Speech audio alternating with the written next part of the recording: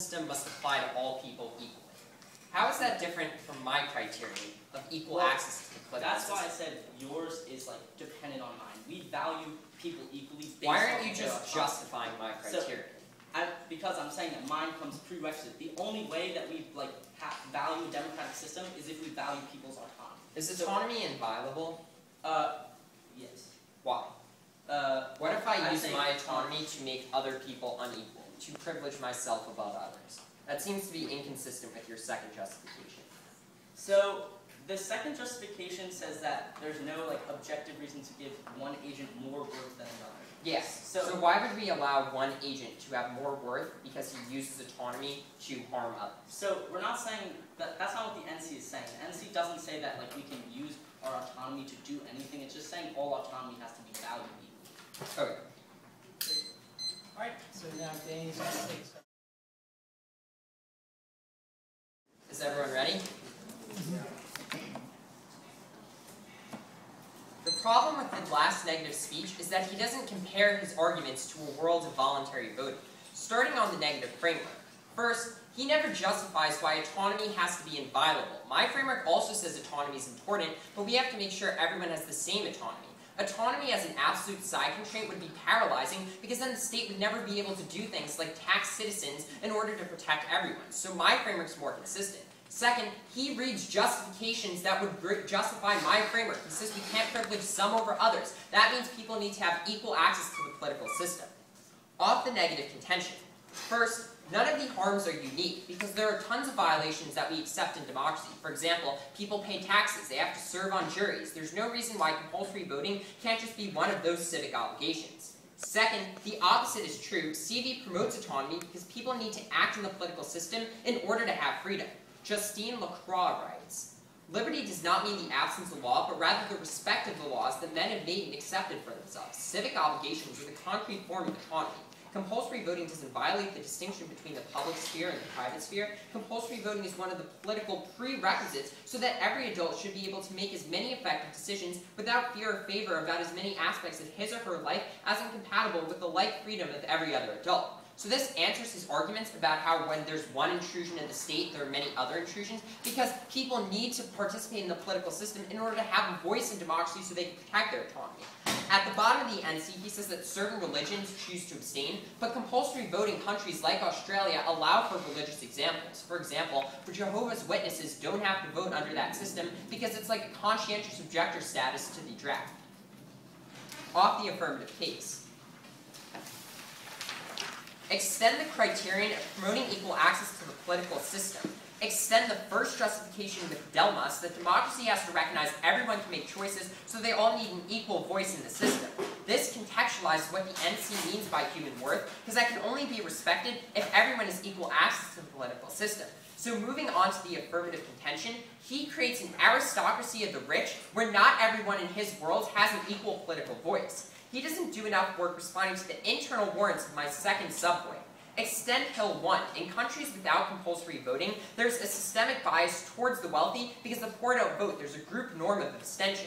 Extend Hill 2. Compulsory voting is a circuit breaker to this cycle because it gives everyone a voice. He says that I allow for abstention in the form of none of the above, but the fact that people, when they show up to the ballot box, means they're less likely to check that off because they're doing the step of going to elections. Empirically, I get economic equality. Extend Chong and Oliveira 2, which went 100% conceded that countries with compulsory voting have, on average, less economic inequality than countries that don't have compulsory voting. So this is a clear impact you can vote off of. He goes a lot for these arguments that I discriminate against the disabled people. So let's discuss those right now.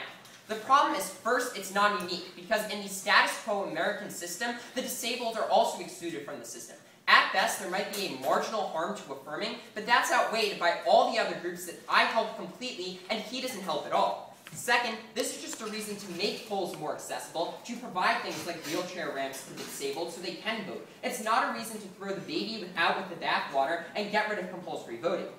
Third, it's not a zero-sum game. There's no reason why helping the poor would hurt the disabled. There's no reason why the poor will vote for policies that would actively discriminate against the disabled, so his offense doesn't actually win. Fourth, that I actually decrease the chance of discrimination against the disabled because compulsory voting countries empirically are more left-leaning because those are the people minorities and the poor vote for. The leftist parties also care about the rights of disabled, so I'm the only one that generates political capital for this group to get the rights protection they deserve.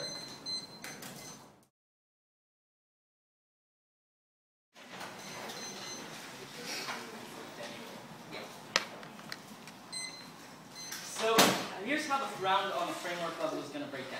At the very worst, we're just going to be both advocating for the same sort of equality, so the framework level just falls into who's going to better promote equality. I'm going to attempt to do this in two ways. One, coming out of the NC about how we have to preserve the autonomy, and there's a difference between freedom that he's talking about, which is forced, and actual autonomous freedom that the NC talks about. And then I'll do it on the AC by proving that he's disregarding the disabled in the compulsory voting systems. So let's go down the flow. First, off the contention level, his one non-unique argument is saying that we already have obligations, or democracy's already forced their people to do something, so there's always going to be some form of autonomy violation. Juries and voting serve entirely different purposes in government. Just because one is obligated means nothing for the other. Smith. Jury trials and elections serve different purposes in the American system of government. Juries check the state by power of private citizens. Voting is the process by which citizens delegate power. Compulsory voting would entail forcing large numbers of people to make uninformed decisions of crucial importance. So there's a different. So jury duty and compulsory voting function on an entirely different level. So the way you're going to evaluate this is that compulsory voting is a worse violation to autonomy, which we both agree that has to have some sort of weight in the round. So, also, his second argument saying that the opposite is true, that it forces participation, which increases freedom. One, this has absolutely no warrant insofar as he's just saying that just because we vote for our own freedom means that we are actually free. Makes no sense. There's no correlation between the two. But second, there's a difference between his conception of freedom and what autonomous freedom actually is. What he's talking about in this argument is saying that we're forcing people to make their own freedom. This isn't actually free at all, insofar as it tells people that they have to be free. So that's why it's not autonomous. So extend the argument coming out of the Amoroscu card. Compulsory voting denotes a breach in state power which outweighs all other violations of autonomy because it leads to infinite other violations. At the point that this is going to be true in the round, it's going to come before the AC because this is the worst form of violation because it comes before all other forms of violation of autonomy. But even if you don't like any of the reasons why I'm winning on the NC, there's a lot of crucial things that Danny's missing coming out of the AC that you can vote for. First, coming out of the Center for an Accessible Society. We're switching to the AC. Extend the argument that I made that most polling locations are inaccessible. This is coming out of the Center for an Accessible Society card, which says that 33.7 million Americans with disabilities of voting age, many polling places are inaccessible against state and federal laws. He makes 4 responses to this. One is a non-unique because I'm also excluding them in my world. But I'd say 1, this is answered back in the NC insofar as at least at that point they can choose whether they want to be forced into the voting system or not. But second, at the very best, or at the very worst for me, this just means that I'm causing some sort of harm, but he drops the Wang analysis as to why my harms are going to be coming first in terms of the AC framework. So, let's, and off the second point is saying that it's a reason to make the polling places more accessible. You can group this with the 4th point, which is saying that there's a more chance for an accessible society after we implement compulsory voting. The problem with this is that the only argument he's going for is the cherry argument, which is specifically talking about how we're going to make polling more accessible for the socioeconomically disadvantaged. It speaks absolutely nothing as to why it's going to enforce accessibility for the disabled. But even if you don't like any of those arguments, he's dropping the reasons why disableism comes first. First is coming out of the argument I made under the Center for an Accessible Society 2 card, saying that this disparity in votes is important and answers the affirmative claims of inclusivity by a matter of math. If everyone else is being forced to vote, they can actually get there and vote without being discriminated against, and the disabled are silenced even more. Since even more people are voting and tons of people are incredibly ableist, the election results will turn out even more ableist, and that outweighs. But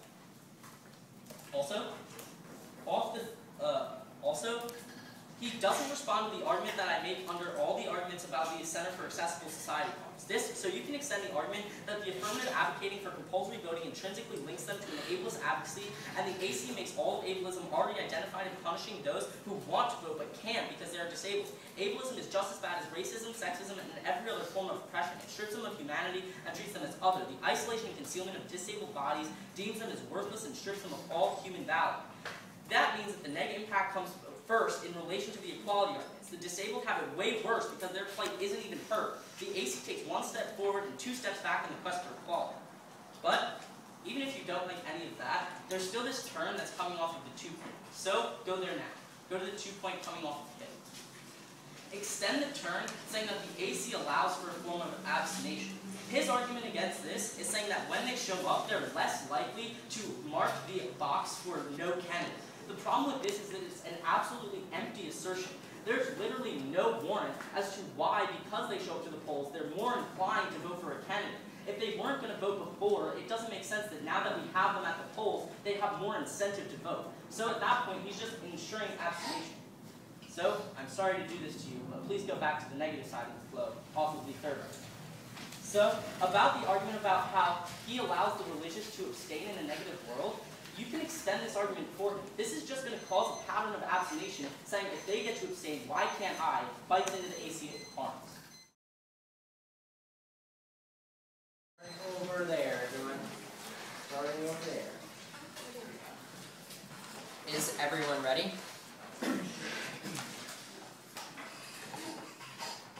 Because a voice requires a vote in a democracy, I affirm. The problem is that Lucas is again not responding enough to the story of the affirmative case. Conceding the framework debate was problematic. Remember my criterion of promoting equal access to the political system with the DeBois that in a democracy everyone needs an equal voice. This means the affirmative arguments about economic equality matter more than the negative arguments about autonomy, because one person's right to make choices isn't as important as the fact that everyone can make some choices. So my first voting issue comes from the AC subpoint 2, economic equality. His only argument he's extending is that I allow for abstention because candidates there's still a none of the above option. And he says that I haven't given the empirical warrant for why when people show up they're likelier to vote. The problem is that I do give warrants, and those are in the conceded cards that he doesn't answer at all, like Hill 2 and Chong et al. Ver 2, which are empirical studies showing that the turnout rate increases and that the economic equality rate decreases. So extend Hill 1. In a negative world, there are cycles of abstention and people are silenced. He creates an aristocracy of the rich where no one has equal access to the political system. Extend Hill 2. CV is the circuit breaker to this type of system because it encourages people to vote. The game over issue is Chong et al. Ver 2. Extend that countries with compulsory voting have less economic inequality than countries without it. I outweigh his disabled arguments on probability. You know that the Gini coefficient is 3.7 points lower in an affirmative world than in a negative world. You don't know what a voluntary voting system does to help the disabled. So, moving on to the arguments on the subpoint 1, where he's talking about the disabled. My second voting issue is protecting the disabled. Extend my first response that he's not even having unique offense, because he's citing that these harms happen in the American system. He says that he answers this back with the weighing because they can choose to vote. The problem is that, at best, he has maybe a 2% chance of helping the disabled. But that is not outweighed by the fact that I help the poor completely, and he doesn't do anything to help them. So if all forms of oppression are bad, then we should try to help as many oppressed groups as possible, and that only the affirmative does that. The other problem is that he misresponds to my fourth response. Extend that compulsory voting systems generate political capital for left-leaning people, because that's who minorities and the poor vote for. These are also the political parties likelier to protect the disabled in the future because of their liberal tendencies. I'm the only one that generates political capital for these people to have a voice in society, so in the long term I protect them. He doesn't do enough work to respond to that, so that takes out the idea that the disabled lose all of their voice in society. Moving on to the negative case. My third voting issue is autonomy. Extend the LaCroix turn on the negative case that people can only be free when they participate in self-governing structures. First he says there's no warrant, but that response had no warrant because the argument comes from people can only have control over democracy when they have a vote. Then he says that it's a different conception of freedom, but he doesn't extend his framework that conceptualizes freedom, so the only one is my turn, so compulsory voting is necessary. Lucas kind of went over this in cross-ex, but I just want to make sure people are on the same page with that. So what is the thesis of the affirmative case? What is this case arguing? Yeah. Having a voice requires a vote. Yeah. So let's just quickly go down each part of it. The value is what? Yes, over here. Over here? Yeah. Oh, sorry. Democratic legitimacy. Democratic legitimacy. And the criterion? Over here? To promote the access to political system. Almost. It's missing one thing.